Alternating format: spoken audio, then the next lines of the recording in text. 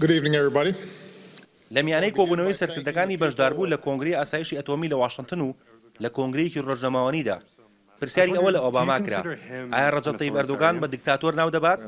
لە وەڵامدا ئۆباما ڕایگەیاند کە ئەو نیگەرانە بەرامبەر خواستی هەندێک لە ناو تورکیا و ئاماژەی بەوە کرد ئەو ڕێچکەی تورکیا گرتوێتیە بەرامبەر ڕۆژنامەنووسان تورکیا بەرەو پێگەیەک دەبات کە دەبێتە مای کێشەیەکی زۆر بۆ خۆی و ڕاستەوخۆش ڕەجەب تەیب ئەردۆغانی لەم بابەتە ئاگادار کردوێتەوە و ئامۆژگاری و هەروەها ئەوەی بیل ئەردۆغان خستوێتەوە کە ئەو بە بەڵێنی دیموکراسی هاتوۆتە سەر دەسەڵات و بۆیەش دەبێت ڕێز لە ئازادی بیرروڕا و ئازادی ڕۆژنامەوانی و هەروەها استراتیجی کردکردنەوەی دیبێتی دیموکراتی لە تورکیا بگۆڕدرێت بە بڕای بەشێک لە چاودێرانی سیاسی پەیمانگای ڕۆژهەڵاتی ناوەڕاست لە واشنگتن تورکیا پێویستی بە چاوشانەوە هەیە بە استراتیجی سیاسی خۆی لە ناوچەکە و بەو پێی لە ئێستادا تورکیا بە قەیرانی دیبلۆماسی نەخوازرا و لەگەڵ ئەمریکادا تێدەپارێت.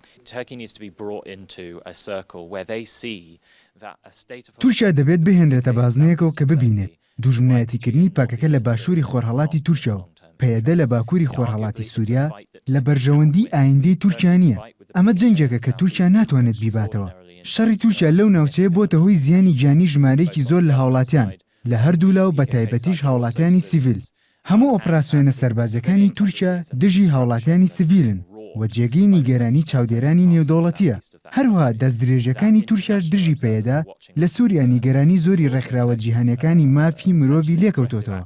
وەکو هەڵوێستێک بەرامبەر سەرکێشەکانی تورکیا و پێشگەیشتنی ئەردۆغان بۆ واشنگتن بۆ بەشداریکردن لە کۆنگرەی ئاسایشی ئەتۆمی لە سەرەتادا کۆشکی سپی ڕایگەیاند ئۆباما کۆبوونەوەی دووقۆڵی لەگەڵ ئەردۆغان ئەنجام نادات و ئەمەش بۆ بابەتێکی دراوشاوە لە میدیاکانی ئەمریکا و بەرپرسانی تورکیا نیگەران کرد و دوجار و لە ڕێی هەوڵ و فشارێکی زۆری لۆبی تورکی لە واشنگتن ئۆباما ڕەزامەند و بۆ کۆبوونەوەیکی نافەرمی و دوور لە چاوی کامێرەکان لەگەڵ ڕەجەب تەیب ئەردۆغان. دوا بەدوای کۆبوونەوەکەش ناوەندە سیاسیەکان ڕایانگەیاند ڕەزامەندی ئۆباما بۆ کۆبوونەوە لەگەڵ ئەردۆغان و بەم شێوەیە تەنها بۆ ئاگادارکردنەوەی تورکیا بۆ لە پێناو ڕێزگرتن لە بەها دیموکراسیەکان و ڕێگەدان بە ئازادی ڕۆژنامەوانی لە تورکیا و ڕاگررتنی ئۆپراسیۆنە سەربازیەکانی تورکیا بۆ سەر ناوچە کوردیەکان.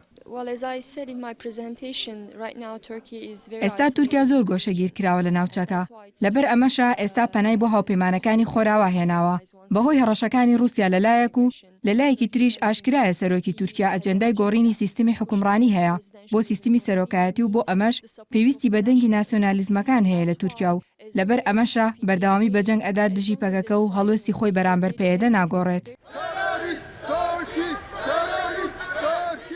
سەر ڕایفشارەکانی حکوومەتی تورکیا بۆ سەر ئیداری ئێستای کۆشکی سپی لە ڕێگەی لۆبی تورکیا و لێرە لە واشنگتن بەڵام ئیدارەی ئۆباما سوورە لەسەر پشتگیریکردنی شۆڕشی کوردانی ڕۆژاوا و چەکدارانی یەپەگە.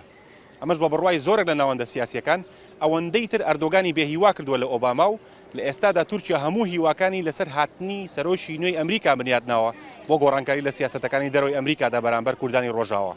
بەڵام وەکو دەڵێن شۆڕشی کوردانی ڕۆژاوا زۆر سنووری تێپەڕاندووە و ئەستەمە تورکیا چیدی بتوانێت ڕێگری لێ بکات. هونەر ئەنوەر NRT Washington DC.